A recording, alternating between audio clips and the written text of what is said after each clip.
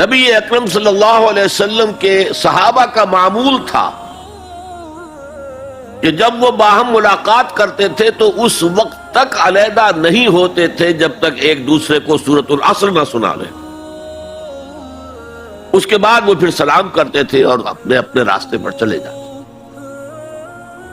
یعنی تذکیر کے لیے، یاد دہانی کے لیے، ہدایت کے جملہ مراحل کو واضح کرنے کے لیے ایک ایک لفظ میں یہ سورہ مبارکہ جو ہے واقعتاً اسی کی مثال ہے کہ سمندر کو کوزے میں بند کر دیا.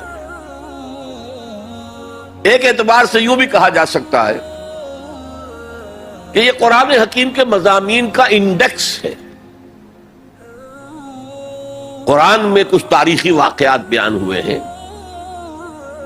کچھ ازل کی باتیں بتائی گئیں، آدم کی تخلیق کا مرحلہ بتایا گیا، آدم و ابلیس کا قصہ بیان کیا گیا، پھر بہت سے انبیاء کے حالات بیان کیے گئے، پھر ہمیں آخرت کی خبریں دی گئیں. ان سب کی طرف اشارہ ہو گیا والعصر،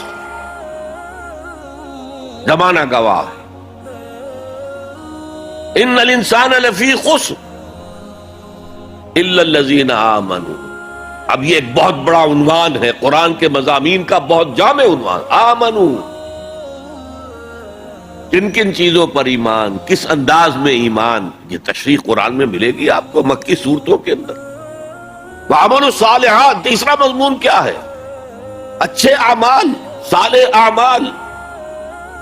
اسی کی تفسیر تو ہے، اخلاقی تعلیمات ہے، بیسک ہیومن موریلٹی کا تذکرہ ہے، پھر شریعت کے احکام ہیں، یہ کرو یہ نہ کرو. یہ سب کیا ہے؟ عمل صالح کی تفسیر ہے. وتواصوا بالحق، یہ کیا ہے؟ یہ مختلف عنوانات سے قرآن مجید میں مضمون آیا. کہیں اس کو کہا گیا امر بالمعروف نہی عن المنکر، کہیں سے کہا گیا ادعو الی سبیل ربک،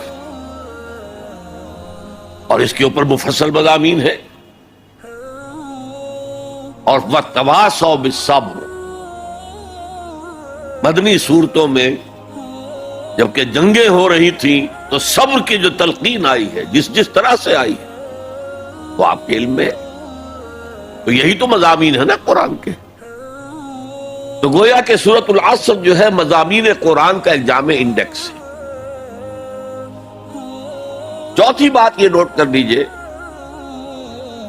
کہ یہ کلام انتہائی مؤکد ہے، نہایت تاکیدی ہے. پہلے تو اللہ قسم کھا رہا ہے.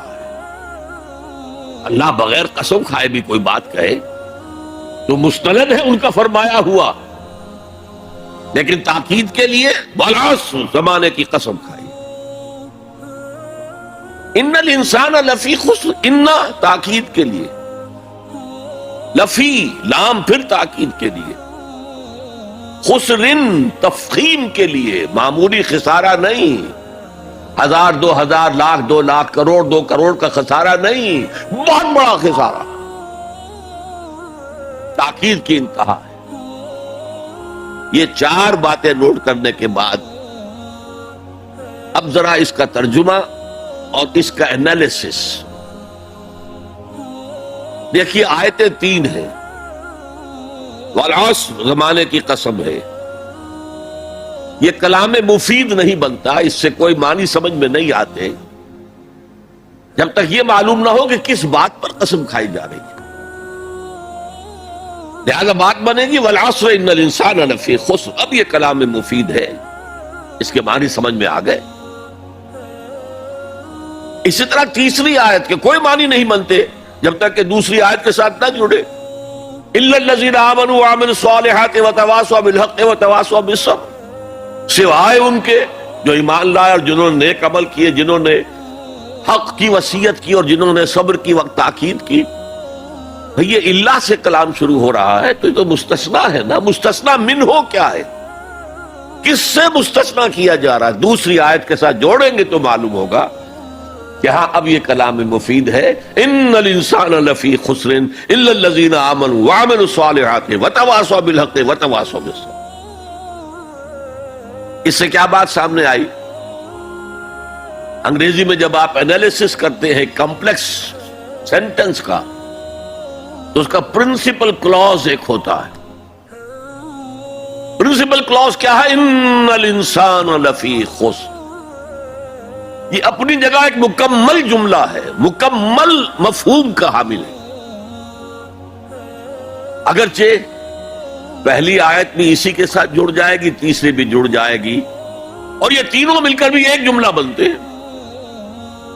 زمانے کی قسم ہے تمام انسان بڑے شدید گھاٹے میں ہیں سوائے ان کے جو ایمان لائے اور جنہوں نے نیک عمل کیے اور جنہوں نے حق کی وصیت کی اور جنہوں نے صبر کی وصیت کی. اب ذرا اس جملے کو اپنے ذہن اور شعور کی سطح پر لکھ لیجئے یا لوح قلب پر کندہ کر لیجئے. زمانے کی قسم ہے تمام انسان خسارے میں ہیں، گھاٹے میں ہیں سوائے ان کے جو ایمان لائے اور جنہوں نے نیک عمل کیے اور جنہوں نے ایک دوسرے کو حق کی وصیت کی اور جنہوں نے صبر کی وصیت. اس جملے کو بار بار پڑھیے، بار بار پڑھیے، بار بار پڑھیے اور پھر کچھ نتیجے نکالیے. اس جملے میں کامیابی اور ناکامی کا ایک معیار ہمارے سامنے آ رہا ہے.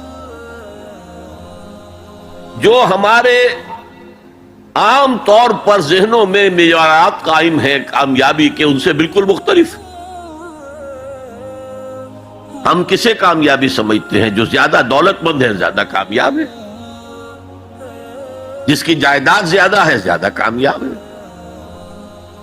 جس کی تجارت بہت پھیلی ہوئی ہے زیادہ کامیاب ہے،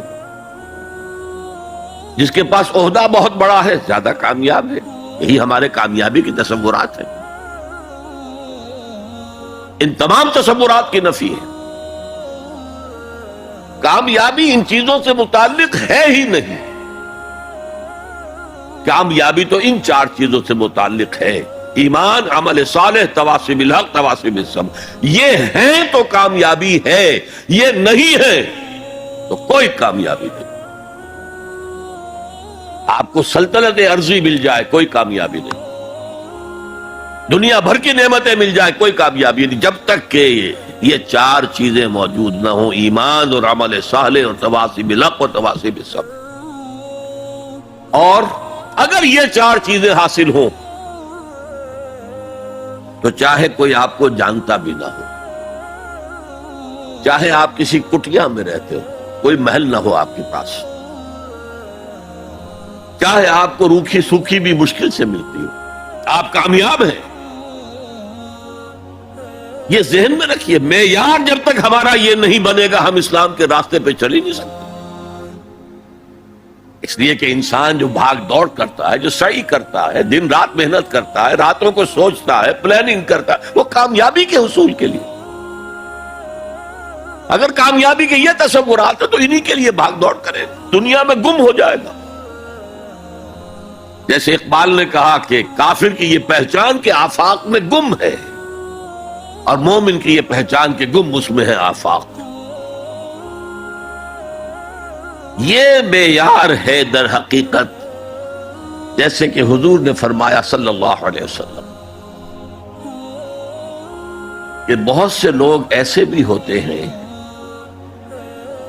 جو اگر کسی محفل میں جانا چاہیں تو بار نہ پا سکے، انہیں اجازت ہی نہ ملے. اگر وہ کہیں رشتہ کرنا چاہے تو کوئی انہیں رشتہ نہ دے. لیکن اللہ کی نگاہ میں ان کا وہ مقام ہوتا ہے کہ اگر وہ بھولے سے کسی بات پر قسم کھا لیں تب بھی اللہ ان کی قسم کی لاج رکھتا. آپ سوچئے ابو ہریرہ کا کیا مقام تھا، ابو ذر کا کیا مقام تھا. حضور فرماتے ہیں صلی اللہ علیہ وسلم: من کان یسرہ ان ینظر الی زوج عیسیٰ فلینظر الی صاحب ابی ذر. جس شخص کو اس سے خوشی حاصل ہوتی ہو کہ حضرت عیسیٰ کا زہد اپنی آنکھوں سے دیکھے تو میرے اس ساتھی، میرے اس دوست ابو ذر کو دیکھ لے. یہ لوگ ہیں کامیاب ترین. حضرت علی کی جب شادی ہو رہی تھی حضرت فاطمہ سے رضی اللہ تعالی عنہما، ان کے پاس کوئی مکان نہیں تھا. ایک انصاری صحابی نے ایک حجرہ دیا ہے جس میں کہ وداع ہو کر حضرت فاطمہ نے، کوئی گھر نہیں تھا، فقراء صحابہ میں سے تھے.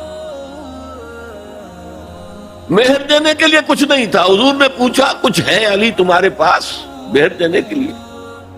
اس کے حضور کچھ نہیں میرے پاس. فرمایا تمہارے پاس وہ زرہ ہوتی تھی ایک.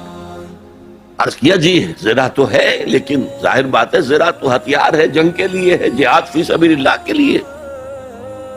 آپ نے فرمایا جاؤ اسے بیچو یا گروی رکھو، کچھ لے کر آؤ، مہر تو دینا ہے.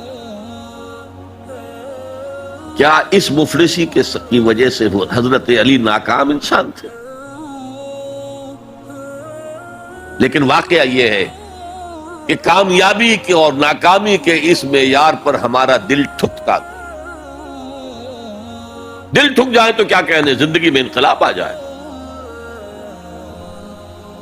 میں جو بات کہہ رہا ہوں دل گواہی دے گا کہ صحیح ہے، لیکن برا نہ مانے تو میں عرض کروں گا. قرآن مجید میں ایک آیت آئی ہے کہ اے محمد جو کچھ آپ کہہ رہے ہیں صلی اللہ علیہ وسلم، کوئی بات لگتی تو ٹھیک ہے.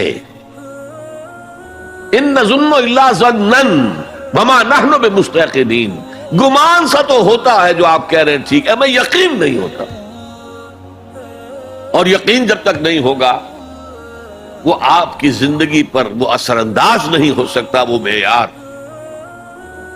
کہنے کو ہم کہتے ہیں ہمارا آخرت پر ایمان ہے، اور آخرت کی زندگی ابدی زندگی ہے، اور اصل زندگی آخرت کی زندگی ہے. وَإِنَّ دَارَ الْآخِرَةَ لَهِيَ الْحَيَوَانُ. لیکن ہماری بھاگ دوڑ، ہماری سعی و جہد، کہاں سے کہاں ہم جاتے ہیں اچھے کیریئرز کی تلاش میں. ایک ملک کے اندر بھی ادھر جاؤ ادھر جاؤ، ادھر جا کر کوئی تلاش کرو. ملک سے باہر بھی عرب ممالک میں جاؤ، یو اے ای میں جاؤ، امریکہ میں جاؤ، اور کتنی خبریں آتی، کتنے لوگ مرتے ہیں انلیگل امیگریشن کی وجہ سے. پورے جہاز ڈوب جاتے ہیں. انلیگل امیگریشن کس چیز کی تلاش میں؟ کیا اللہ یہاں رازق نہیں ہے، رزق نہیں دے سکتا؟ لیکن یہ کامیابی کی زندگی جس میں چمک ہو دمک ہو. تو اقبال کہتے ہیں کہ خرد کو خیرہ کرتی ہے، عقل کو خیرہ کرتی ہے چمک تہذیب حاضر کی. یہ صناعی مگر جھوٹے نگوں کی ریزہ کاری ہے، یہ جھوٹے رزقوں کی ریزہ کاری ہے، کوئی اس کی حقیقت ہی نہیں. تو پہلی بات زمانے کی قسم ہے